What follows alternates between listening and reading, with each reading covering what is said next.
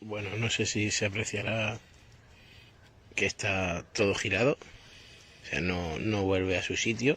El enganche de abajo no vale para nada, no gira.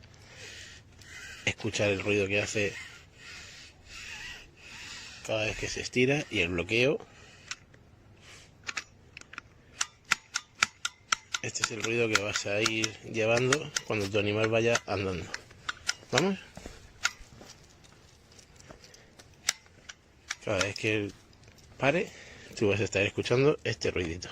Y ya os digo que de volver a su estado, nada, no tiene ningún sistema con el que el lazo vuelva a su forma, se queda siempre girado. Vamos, una basura tremenda. Basura.